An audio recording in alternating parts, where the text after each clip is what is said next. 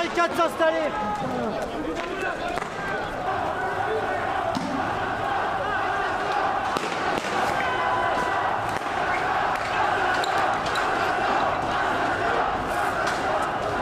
Salve de grenades lacrymogènes s'abat.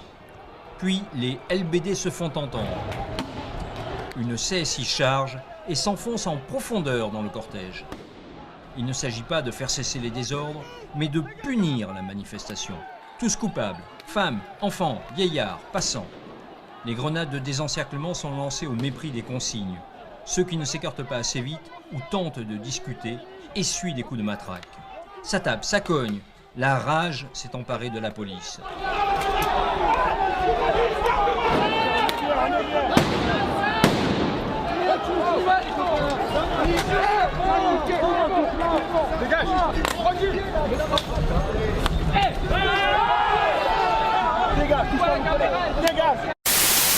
Comme quoi ta vision des choses elle est partiale. Ça veut dire que t'es l'avocat des Black Blocs, c'est ça que t'es en train de nous dire. Non, je suis pas avocat des Black Blocs, moi je le défends pas. Moi je le défends pas, je dénonce le type par un hasard cosmique. Mais tu as défendu Servier, quelqu'un qui a tué des gens, il y a des gens qui sont morts, il y a des gens qui ont de l'hypertension artérielle. Donc c'est de l'argent, donc moi je t'invite à défendre. Excuse-moi, mais t'es vraiment incohérent. T'aimes pas le mot, mais t'es complètement incohérent. D'accord. C'est toi qui es incohérent d'un sujet à l'autre, Gilles William. Tu as défendu, tu as quelqu'un qui vient avec des preuves, un docteur qui vient avec des preuves sur un procès. Tu as défendu comme ça sous prétexte d'avoir un lien avec en tant que client. À un moment donné, je sais pas, il y a une personne. Est-ce que quelqu'un m'a entendu défendre le Mediator ici? Existe la violence légale. Est-ce que quelqu'un m'a entendu défendre le Mediator ici? Que ce soit dans le travail, que ce soit à la sécurité sociale, partout. Et en plus, chère madame, il y a de l'argent. Il y a plein d'argent. On nous explique qu'il n'y en a pas. Mais il y en a plein. On vous dit on ne peut pas payer les retraites. Concernant la retraite, justement, d'ici les prochaines années, les prochaines décennies, il y aura 1,5 actifs pour un pensionnaire. Comment financer ça? Mais je peux vous dire que ça, c'est des faux chiffres. Parce que avant... on n'est pas face à une population vieillissante. Mais avant, il y avait moins d'actifs. Avant, les femmes ne travaillaient pas. Donc, il y avait moins de gens qui cotisaient pour payer la retraite des gens. Ça, on l'oublie un petit peu dans les chiffres. Aujourd'hui, il y a... Il faut arriver déjà à créer les conditions du dialogue, du débat, remettre de la nuance en politique, ce qui est impossible dans le débat public. Vous avez des gens qui, sur le terrain, sont extrêmement en colère, et donc quand vous faites des conférences ou des assemblées, vous en avez beaucoup, ils prennent le micro, ils expriment leur colère. Ils ne sont pas du tout dans le cadre d'un débat où on va pouvoir échanger des arguments rationnels et contradictoires. Tout ça est très compliqué, tout ça prend du temps. C'est un processus, et cette question de l'immigration a été tellement instrumentalisée, moi je refuse qu'on l'instrumentalise. Je veux dire, par exemple, quand on dit l'islam est incompatible avec la République, pour moi, ceux qui disent ça sont des irresponsables. Parce que c'est une impasse. Vous avez des millions de musulmans qui sont français, ce qui signifie que si vous dites que l'islam n'est pas compatible avec la République, alors vous êtes en train de dire, mais je ne dis pas que vous le dites, mais il y en a qui... Je ne le dis pas, on me le reproche assez. Mais il y en a qui le disent.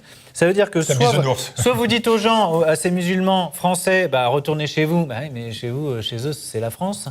Soit vous leur dites, démusulmanisez-vous, ce qui me semble un petit peu compliqué. Aucun parti politique ne dit ça. Non, mais... Ça veut dire que c'est quelque chose qu'on ne peut pas penser parce que ça a des conséquences. Quand vous faites ça, vous faites apposer la consommation. Non, pas sur l'immigration. Attendez, je réponds, je finis là-dessus. Non, il y a des personnalités, des intellectuels qui ont soutenu la thèse que l'islam n'était pas compatible avec la République et qui le soutiennent encore d'ailleurs. Et il va participer d'ailleurs, je pense notamment à Éric Zemmour, qui pense ça, qui dit ça, qui soutient ça. Mais c'est soutenable. Moi, je pense que intellectuellement. Non, pour moi, ça n'est pas soutenable. Le problème n'est pas de la compatibilité entre l'islam et la République. Le problème est que vous avez, comment dirais-je, des populations d'origine immigrée qu'on n'a pas réussi à intégrer à la société. Mais pourquoi c'est la société qui ne répond pas à la question? Je pense que vous... Enfin, il fallait bien que ça arrive. Mais si, mais bien sûr que si. Aujourd'hui, vous pouvez dire... Non, mais c'est un sujet sérieux. Non, mais c'est un sujet très sérieux. Mais vous voyez, c'est la démonstration de ce que avoir une argumentation nuancée sur ce sujet-là est extrêmement... L'islam, les musulmans, l'islam, l'islamisme, le djihad, l'islam, le Coran, l'islam, les musulmans, l'islam, les musulmans, وين ضاع الحنان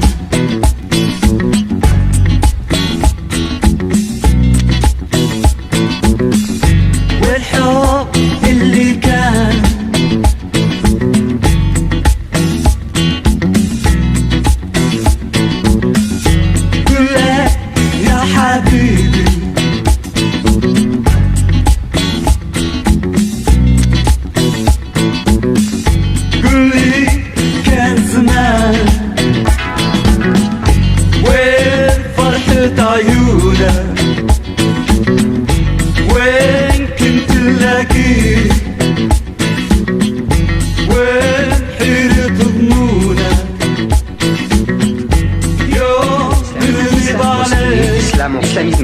désislamisé, islamisé, musulman, désislamisé, l'islam, la burqa intégrale, dévoilée entièrement, des immigrés islam. Vous avez envie de nous faire peur et je pense que... Mais j'ai pas du tout envie de vous faire peur. Où tous sont plus ou moins complices. Vous n'avez pas réalisé à quel point tout le monde, enfin beaucoup de gens se tenaient la main dans cette opération.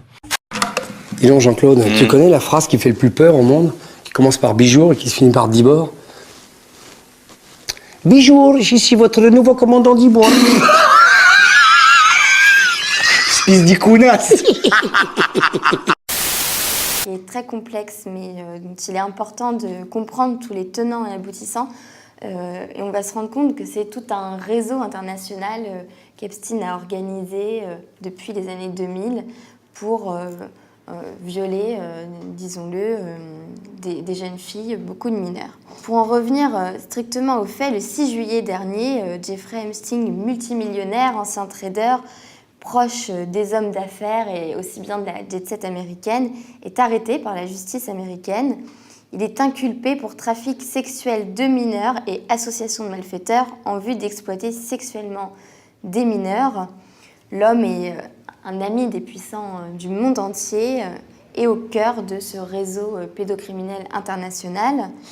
Alors à ce moment-là, il risque 45 ans de prison et on retrouve dans ce fameux carnet noir une liste de personnalités très connues qui sont suspectées d'avoir participé à ce réseau.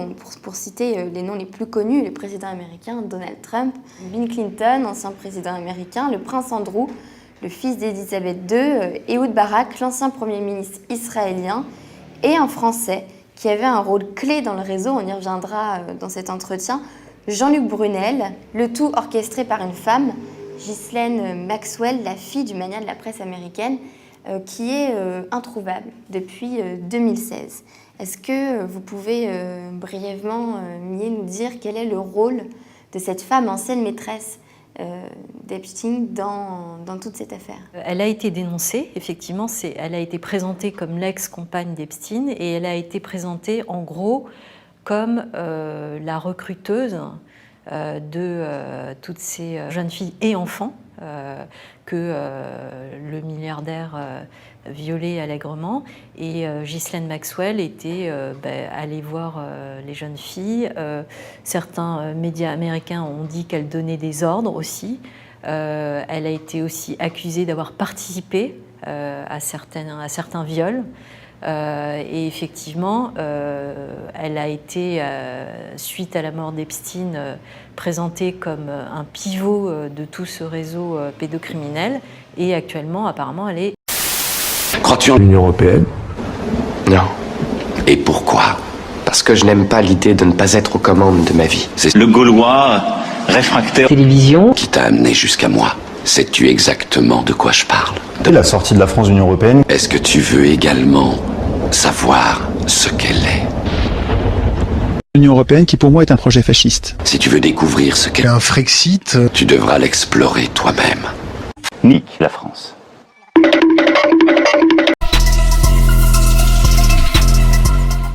Fuck up the party before it even starts.